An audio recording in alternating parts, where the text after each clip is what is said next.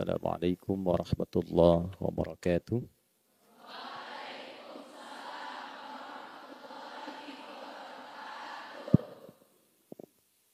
Selamat siang seluruhnya. Salam presisi. Alhamdulillahirrahman. Allamal Qur'an. Khalaqal insan. Allamahul bayan. Wassalatu wassalamu ala rasulillahi habibir rahman. Wa ala alihi wa sahbihi wa dhurriyyatihi wa ummatihi ila yaumil mannan wa ba'd. Yang kami hormati, kami muliakan Bapak Wakalim Diklat, Irjen Pol Dr. Eko Budi Sampurno, seluruh keluarga besar di Sespolwan ini, Ibu Kasepolwan, Kombes Ratna, dan seluruh jajarannya, yang saya cintai, saya banggakan seluruh siswa Diktuk Bintara Angkatan 55, Musyrifah, para pembimbing. Hadirin sekalian, saya agak landai sedikit karena tadi tema pengingatnya muhasabah.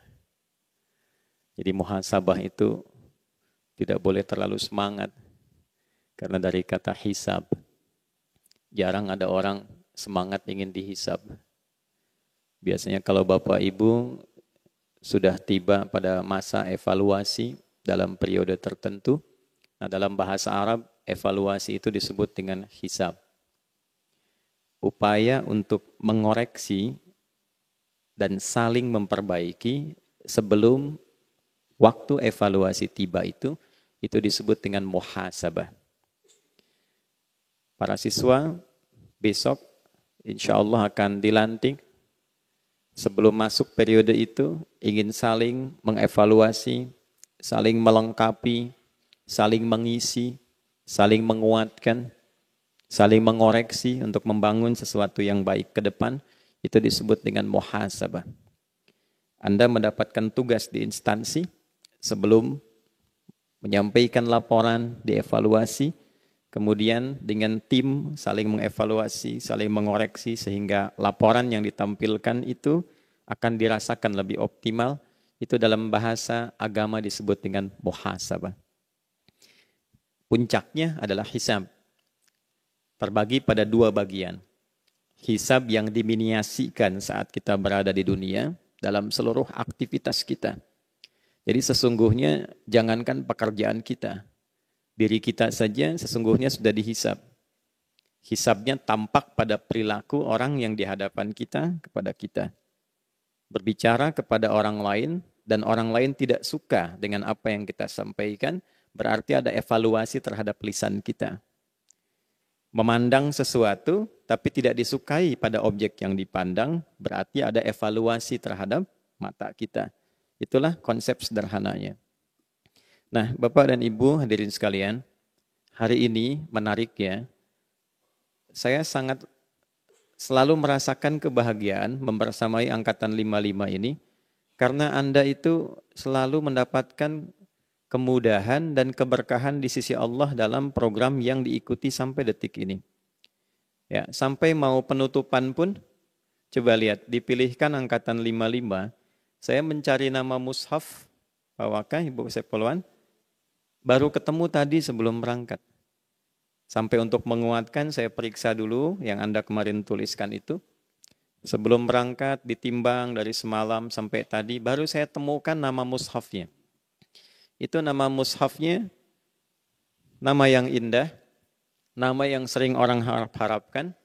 Bahkan kalau orang mau nikah sekarang ini disertakan sebagai bagian bacaan yang diinginkan dalam pembukaan pernikahan. Bukan syarat tapi keinginan. Itulah Ar-Rahman. Ar-Rahman urutan ke-55 dalam Al-Quran. Ar-Rahman akan terbawa dalam setiap kehidupan Anda. Karena saat Anda mengerjakan segala tugas, itu akan dimulai dengan satu bagian nama ini. Bismillahirrahmanirrahim. Undang-Undang nomor 2 tahun 2022 tentang Polri berisi 45 pasal. Itu dibukanya dengan sifat Rahman. Dengan rahmat Tuhan yang Maha Esa. Rahmat itu itu terambil dari kata Rahman. Anda disumpah nanti di pasal 23 itu akan diletakkan di atasnya mushaf yang berisi nilai Rahman. Dan menariknya, semua sifat-sifat Rahman itu akan dimulai kodenya, tandanya pada satu perubahan menuju kebaikan yang dalam bahasa Arab disebut dengan hijrah. Orang yang ingin ikut ke dalam sifat hijrah, maka diberi huruf ta di ujungnya, lalu ditambahkan ya nisbat untuk pengikut, maka disebut dengan hijriyah. Pembuka hijriyah adalah Al-Muharram. Anda sekarang sedang berada di pembuka Al-Muharram, dan besok dilantik di bulan Al-Muharram, mengawali masa hijrah, mengantarkan pada rahmat, disumpah dengan kitab suci yang kita hafalkan bersama dalam perjalanan, dan diakhiri dengan bacaan tadi, surat An-Nasr, seolah memberikan sebuah komitmen bahwa telah tiba waktunya pertolongan Allah untuk mendapatkan hasil yang saya perjuangkan selama ini, wal fatah, dan dengan hasil itulah dimulai tugas mulia saya yang akan dipertanggungjawabkan di hadapan Allah Subhanahu wa taala kelak. Itulah yang tadi Anda buka dengan Al-Fatihah dan diakhiri dengan bacaan surah An-Nasr. Para siswa, hari ini saya bicara sebagai guru, sebagai seorang kakak, sebagai seorang pendamping. Yang bukan hanya mendampingi Anda saat belajar, menyaksikan, tapi saya bertanggung jawab dengan Quran yang telah Anda miliki untuk bisa menjadi saksi bagi Anda saat berjumpa dengan Allah kelak di hari kiamat. Wa kadzalika ja'alnakum ummatan wasata litakunu syuhada'a 'alan nas wa yakuna ar-rasulu 'alaikum syahida. Demikianlah aku ciptakan kalian, kata Allah, sebagai umat yang moderat. Jadi kalau sekarang ada banyak seminar, ada banyak stadium general, pembacaan tentang moderasi, maka kita itu sudah tercipta dengan sifat moderat. Apalagi kalau Quran sudah hadir dalam diri kita. Apalagi ketika Adinda sudah memulai hafalan itu, berapapun dapatnya. Maka ketika itu sudah didapatkan dalam diri kita, evaluasi pertama kata Allah, Anda saat mulai selesai itu dan akan dilantik, maka yang dilekatkan pada diri kita, Allah sampaikan, ummatan wasata. Jadilah engkau seorang poluan yang pertengahan. Poluan yang bisa keluar dari box untuk melihat berbagai macam peristiwa, keadaan, sehingga ketika keluar dari box itu, out of the box, Anda bisa melihat lebih utuh persoalannya dan berada di tengah-tengah untuk mengambil sikap bijak. Tapi yang paling menarik, litakunu syuhada, supaya engkau bisa menyaksikan dan disaksikan. Jadi yang Anda hafalkan itu, Allah pesankan, coba saling mengisi nanti. Saling mengevaluasi, saling menyaksikan kinerja ketika Anda memulai bertugas. Satu-satunya angkatan di Bintara Poluan yang disatukan oleh Quran dalam setiap lembar mushafnya, itu hanya angkatan 55 sampai detik ini.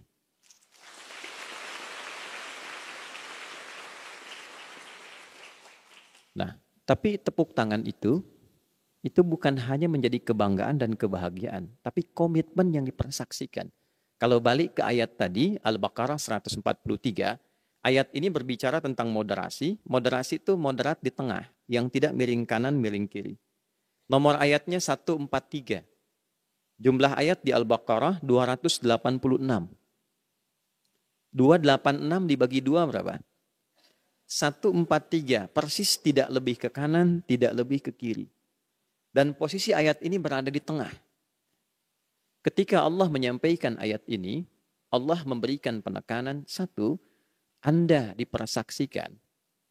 Poin satu, jadi ketika teman-teman itu bukan hanya dididik ya, dibentuk dari latihan fisik, latihan intelektual, tapi ketika Anda mulai mengejak huruf, kita belajar sampai bisa baca, sampai menghafal, itu dipersaksikan. Dan menariknya, nanti apa yang Anda hafalkan itu dipersaksikan kata Allah dan diletakkan di atas kepala kita saat disumpah. Hati-hati tuh. Nah, yang diletakkan, disaksikan, dibacakan itu satu saat di hadapan Allah akan kembali dimintai pertanggungjawabannya, bukan hanya bacaannya, tapi seluruh kegiatan yang kita lakukan yang dilandaskan pada ayat-ayat Quran yang telah kita hafalkan itu. Yang paling indah, wa yakuna rasulu alaikum syahida. Yang teman-teman hafalkan tadi, itu saat pulang kepada Allah, kata Allah langsung mengatakan, Rasul akan menyaksikan itu. Itu poin satu. Nanti kalau teman-teman baca di At-Tirmidzi, nomor hadis 2915 sampai 2920, Allah berfirman begini, Iqra, Iqra, warattil, warta' atau kama qala sallallahu alaihi wasallam, Allah menyampaikan lewat lisan Nabi. Baca Al-Quran yang biasa engkau bacakan saat di dunia itu. Lalu dengan bacaan itu, mulailah ia naik. Fa inna akhira qiraatika akhira manzilatika.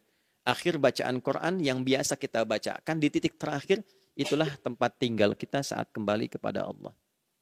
Tapi yang paling indah, saat Al-Quran itu dibacakan saat pulang kepada Allah. Nah, Rasul Nabi Muhammad SAW yang tidak pernah kita lihat, yang selalu kita rindukan, yang selalu kita ingin berjumpa walau di alam mimpi, itu menyaksikan bacaan Quran kita. Maka dari itu, yang pertama ingin saya sampaikan kepada adinda semua, sebagai seorang guru, pendamping kalian, kakak bagi kalian, jaga Quran yang telah adinda hafalkan itu, yang sekarang programnya ditutup, jaga itu sampai kita pulang menghadap Allah. Jangan hilang. Karena kebanggaan terbesar saat kita bacakan itu saat pulang menghadap Allah. Kemudian Rasulullah menyaksikan itu, dan menghadirkan nilai keindahan yang tidak pernah kita dapatkan sebelumnya. Itu poin satu. Berbahagialah, ada satu kesempatan itu, maka jangan pernah dibuang, karena tidak semua orang bisa memiliki itu. Itu satu. Kedua, siapakah yang paling berhasil di antara yang mempelajari Quran selama pendidikan sampai berakhir ini? Apakah yang, bacaannya paling bagus? Apakah yang hafalannya paling banyak? Apakah yang paling paham, paling mengerti tentang hukumnya? Ternyata tidak. Perhatikan baik-baik. Quran surah 35 Fatir di ayat ke-32. ثُمَّ أَوْرَثْنَا الْكِتَابَ الَّذِينَ اصْطَفَيْنَا مِنْ عِبَادِنَا. Lalu dengan keagunganku, aku wariskan Al-Quran itu kepada hamba-hamba yang aku pilih. Jadi tidak semua orang bisa mendapatkan Al-Quran. Tidak semua orang bisa menghadirkan anugerah Al-Quran. Nah, kalau ada ayat seperti ini, maksudnya cepat masuk ke dalam golongan hamba itu. Bukan menghukumi kita, oh saya nggak masuk, bukan. Masuklah ke dalam golongan itu. Nah, berbahagialah bagi Anda semua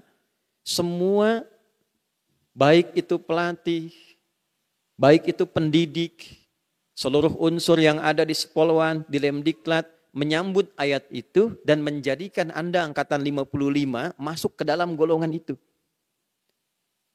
Dengan ini saya berikan kabar gembira Ibu Kesepolwan, Pak Waka dan seluruhnya. Jika kita ikhlas Pak, Ibu menyiapkan ini, maka perhatikan kalimat Nabi yang Nabi sampaikan. Man dalla ala khairin falahu ajruhu mithla ajri fa'ilih min ghairi an yankusa min ajrihi syai'. Siapapun yang memfasilitasi pada kebaikan, menunjukkan, walaupun mungkin Bapak Ibu nggak mengajarkan, tapi Anda berikan fasilitasnya sebagai fasilitator. Anda mudahkan waktunya, tempatnya. Maka Nabi mengatakan hadisnya sahih. Ia akan mendapatkan pahala yang serupa dengan pelakunya tanpa dikurangi sedikit pun. Jadi jangan dikira Bapak Ibu, baik yang PNS ataupun yang aktif di sini, yang memfasilitasi, hanya kita hadir, datang, melihat. Kadang mungkin perasaannya berbeda. Tidak, ini setiap siswa yang menghafal, dipraktekkan karena fasilitator itu, setiap mereka baca, Anda mendapatkan bagian pahalanya. Hanya pahala kan tidak diperlihatkan sekarang. Pahala itu bekal pulang. Jadi mungkin Bapak Ibu yang terpilih bukan yang lain, Allah menginginkan dengan kasih sayangnya ketika pulang sudah punya cukup bekal untuk kembali kepada Allah. Nah siswa, Anda yang masuk sekarang, Mau bersikap apapun, perhatikan kalimatnya. Anda yang terpilih bukan yang lain. Tapi di antara yang terpilih ini kata Allah akan ada 3 golongan. Disinilah kita akan berbicara muhasabah untuk menjaga dan memastikan di antara yang 3 ini Anda berada di mana. Saya tidak ingin melihat ketika pulang menghadap Allah atau saya masih hidup dan Anda pun hidup. Saya mendengar ada 1 dari 501 siswa yang pernah belajar di sini yang ia termasuk golongan yang tidak disukai oleh Allah, bahkan dibenci oleh Quran yang dihafalkannya. 3 ini 1. Wa minhum zalimul li nafsi.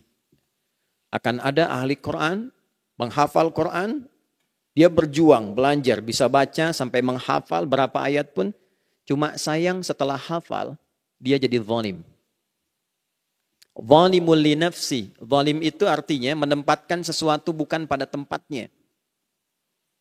Ada gelas, ada gayung. Gelas untuk minum, gayung untuk mandi. Ada orang minum pakai gayung, mandi pakai gelas. Itu zalim. Anda sudah hafal Quran. Apa yang diajarkan dalam Al-Quran? Tadi dibacakan oleh Anda misalnya surat An-Nasr. Idza jaa nasrullahi wal wa ra'aitan nasa yadkhuluna fi dinillahi fasabbih bihamdi rabbika was innahu. Kita hafal surah itu, kita tanamkan pada jiwa kita, sekarang perilakunya sama enggak dengan surat itu? Itu kan idza ketemu jaa untuk masa depan. Jadi surat itu turun memberikan kabar kepada Nabi bahwa Nabi dan seluruh umat Islam akan masuk ke Mekah dengan tenang, dengan nyaman, dengan indah, enggak ada peperangan, semua diterima dengan baik, dengan enak, semua aman. Ketika Nabi sampai ke Mekah, kata Nabi, yang masuk Masjidil Haram aman, yang masuk rumah Abu Sufyan aman, yang ada dalam rumahnya aman. Karena yang diinginkan dalam Islam keamanan dan ketentraman. Gimana caranya ketika Anda selesai dilantik besok itu, mulai bertugas, semua merasakan keamanan, kenyamanan dengan hadirnya Anda. Jadi kalau Anda sudah mengenakan seragam dan sudah ditukar tuh keadaannya, mulai berdedikasi, mulai mengabdi sebagai abdi negara, dan orang merasa tidak aman dengan kehadiran Anda, berarti Anda mengkhianati bacaan yang tadi Anda sampaikan. Dan itu disaksikan oleh Allah. Itu 1. Bagaimana motivasi kita ketika hadir di lingkungan masyarakat atau di tempat instansi tempat mengabdi, selalu yang kita hadirkan nasr wal fatah. Nasr itu keinginan terkuat untuk bisa mengabdikan secara sempurna. Apa yang bisa keluarkan kita optimalkan. Itu nasr namanya. Karena itu ada yang disebut dengan ansar. Karena setiap orang datang akan diberi sesuai kebutuhannya. Dia haus, datang dengan minuman. Dia lapar, datang dengan makanan. Nah sekarang ketika nanti adik-adik, siswa, semua, adinda sudah mulai bertugas. Kenali potensi Anda seperti yang pernah kita pelajari. Ditempatkan, ditugaskan dimanapun. Terima dengan baik, kerjakan secara profesional, dan keluarkan kemampuan terbaik Anda untuk menyelesaikan setiap tugas dengan satu komando secara presisi dan dengan kebanggaan. Idza jaa nasrullahi wal fath. Ingat, Anda punya Allah. Quran itu kalamullah. Jadi jangan pernah merasa khawatir. Jangan pernah merasa takut. Yang Anda perlu lakukan cuma 3. Fasabbih bihamdi rabbika wastaghfir. Mulai dengan tasbih. Dapat satu penghargaan syukuri dengan hamdalah. Kalau kurang-kurang sesuatu, koreksi. Sebab tidak akan ada yang sempurna. Ini 1. Wa minhum zalimul li nafsi. Hindari perbuatan-perbuatan kotor yang merusak. Nanti lihat tuh. Di tanda itu tuh. Bagian paling atas. 27 Juni Kamis kemarin saya mengajar di Sespim. Dari Serdik sampai Sespim T. Pak Waka juga ada bersama kami. Anda harus bangga dengan itu. Dan bangga dengan pakaian itu. Ingat baik-baik, pakaian Anda itu berbeda dari yang lain. Karena pakaian itu yang dikenakan, coklat yang sekarang melekat itu bukan sekedar warna. Tapi bagian dari unsur tanah yang dimanapun kita berpijak, kita hadir di situ memberikan rasa aman. Jadi seorang Polri itu Kenapa dia kenakan pakaiannya dengan warna itu, dari unsur itu? Dia ingin memberikan sebuah dedikasi terhadap bangsa kedaulatan negaranya dengan niat ibadahnya di setiap tapak jengkal negara kesatuan Republik Indonesia. Jadi nggak ada ceritanya Anda ditempatkan dimanapun Anda mengeluh. Kalau pimpinan katakan berangkat Papua, ke Papua. Berangkat Kalimantan, Kalimantan. Tinggal di Jawa, Jawa. Kenapa? Karena setiap tapak yang diinjak, itu bagian yang melekat dari seragam. Tapi pastikan pada diri Anda, itu pun mengingatkan bahwa Anda akan pulang kembali ke tanah. Itu filosofinya. Anda akan pulang kembali ke tanah. Jadi kalau berbuat zalim ketika bertugas, maka malulah dengan seragam itu. Karena dengan itulah Anda berpijak, dengan itulah Anda membawa kebanggaan kembali kepada Allah Subhanahu wa Ta'ala. Coba, bintangnya ada berapa tuh? 3. 3 ya? Bukan 4 kan? Karena 3-nya dia tribrata di situ. Perisainya itu ada berapa tuh? Obornya ada berapa di situ? 8. Sinarnya 17. Seginya kan 8. Sinarnya 17. Padinya ada berapa? 45. Kapasnya ada berapa? 29. Putiknya berapa? 9. Ya kan? Baik, lihat baik-baik. Sekarang pahami itu karena itu akan dibawa dan sifat itulah yang melekat pada diri kita. Dan Anda dikuatkan dengan nilai Quran tadi. Itu semua punya makna. Dari sejak itu ditetapkan oleh Kapolri pertama tanggal 29 September. Dan itu putik. Putik itu nggak mungkin kalau laki-laki, selalu perempuan. Lawannya benang sari. Jadi kalau kita ambil jadi kapas untuk 29 ke benang sarinya, putiknya 9. Jadi nggak mungkin negeri ini tumbuh dan terangkai kecuali kalau ada polwannya. Ada perempuannya. Itulah sebabnya kenapa kita menjadi perisai negeri, pencerah untuk negeri, pelindung negeri sejak didirikan 17/8/1945 dan ikrar itu dikatakan di tanggal 29 September dan lalu dirajut oleh Ibu Lena Mokoginta pada saat itu dan menjadi lambang yang dituliskan, dibawa sampai sekarang, dirajut di pakaian Anda. Kemudian yang paling menarik dikuatkan dengan nilai-nilai Quran yang ada pada diri kita. Itu satu. Yang kedua, wa minhum muqtasid. Maaf, nanti ada tipikal, sudah dikasih Quran, tapi tipikal kerjanya, ya apa yang ditugaskan itu yang dilakukan. Gak punya visi ke depan. Yang penting ditugaskan apa, itu yang dikerjakan. Nanti ada yang model begitu. Kalau waktu hafalan begini, waktunya menghafal, menghafal. Setelah itu tidak. Diminta jadi imam, belum.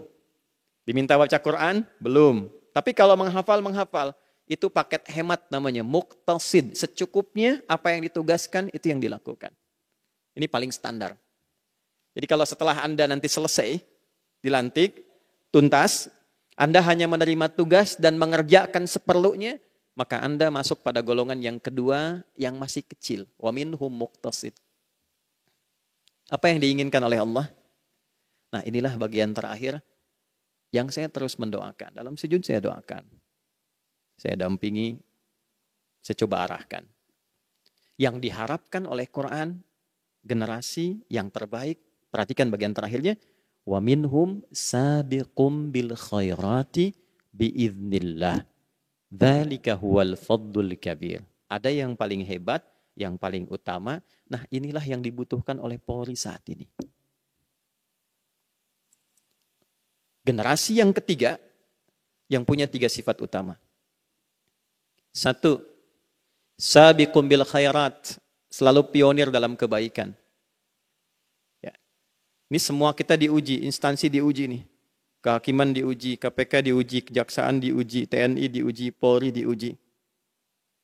Kalau kita ingin mudah mengatasi ujian itu, kalau hanya mengandalkan pada survei, citra positif dari masyarakat, itu gampang mudah dibentuk.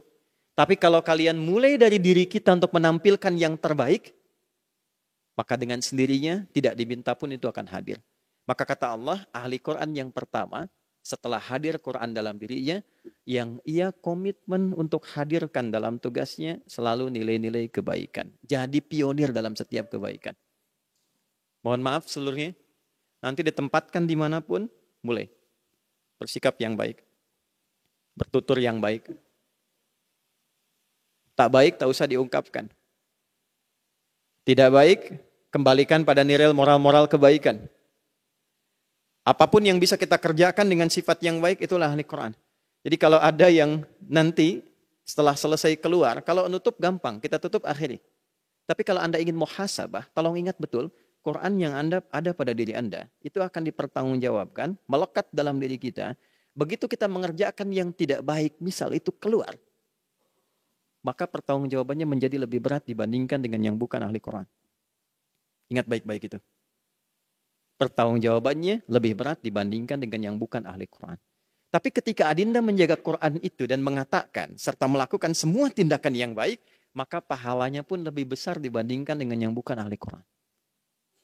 Satu, ditempatkan dimanapun, selalu kita berupaya menjadi pribadi yang terbaik.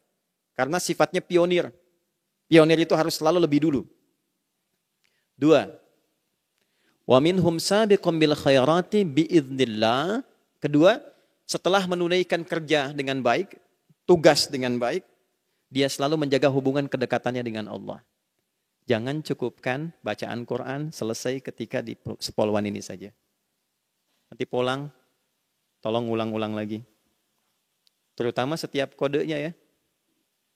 Setiap siswa kan ada satu halaman ya, yang sudah dituliskan. Nah itu kodenya. Kalau disatukan, semua jadi Quran 30 juz. Saya sedang periksa, karena tadi ada beberapa yang harokatnya, mungkin saat tulis itu samar-samar tertukar. Harusnya kasrah menjadi fathah, lil muttaqin jadi lal muttaqin, jadi kita koreksi sedikit-sedikit. Nah pulang dari sini, selesai, kembali ke tugas masing-masing. Ahli Quran yang bagus, jangan cukupkan saat pendidikan, walaupun kita hanya baca 1 ayat, 2 ayat, 3 ayat, dimanapun ditempatkan dalam keadaan suci, itu ulang-ulang. Nanti di akhir, saya berikan rahasia besarnya, dan apa yang zikir yang bisa Anda bawa selepas kita selesai dalam sesi ini.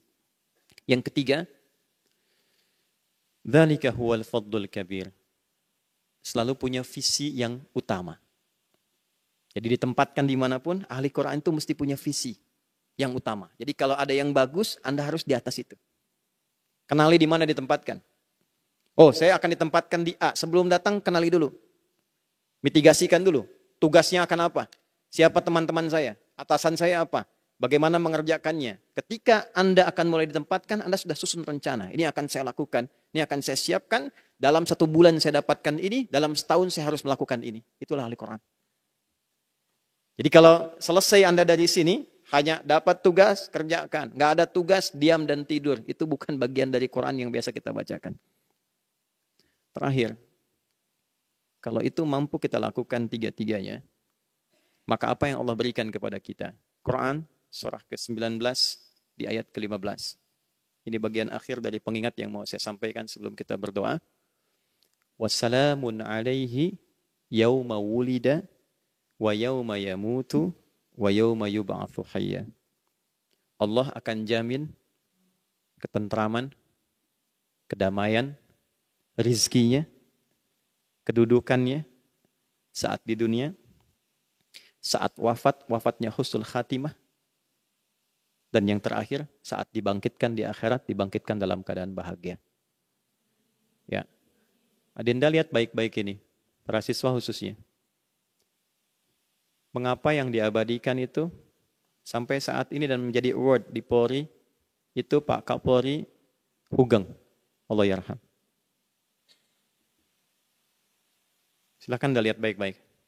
Semua orang bisa berpendapat. Tapi Pak Hugeng almarhum menegaskan semua apa yang beliau kerjakan itu yang dituliskan di batu nisannya. Anda pernah lihat?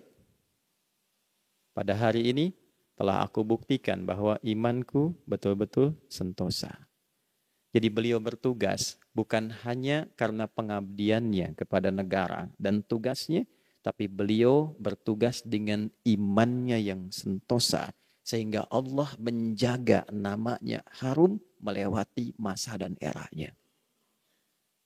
Satu-satunya di Indonesia, seorang tokoh luar biasa datang dari Polri yang dengan bangga meminta ahli warisnya menuliskan di batu nisannya.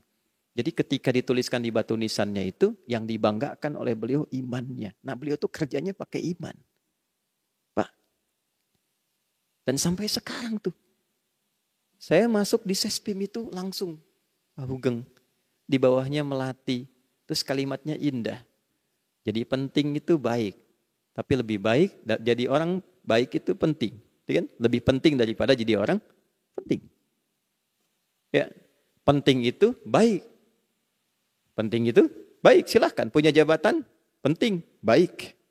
Ya, punya kedudukan meningkat, baik. Harta meningkat, baik. Tapi jadi baik itu lebih penting.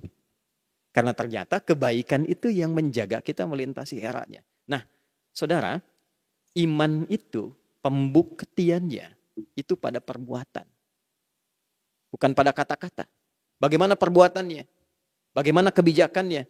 Nah, yang paling menarik di antara setiap angkatan di Poluan yang punya dasar untuk berpijak pada yang baik itu sekarang Anda. Karena Anda menghafal Quran. Jadi kalau ada ahli Quran nggak baik, itu ada yang salah. Jadi berbanggalah kalau nanti Anda pulang dan dipertemukan dengan Pak Hugeng kembali, menyatu kembali, Anda bisa katakan, Anda hormat kepada beliau, Anda katakan, siap jenderal. Kalau jenderal bangga dengan imannya yang sentosa, kami bangga dengan Quran yang kami hafalkan, supaya kami mencari bekal bertemu jenderal di sini, dan kita bersama mendapatkan rahmat Allah Subhanahu wa Ta'ala.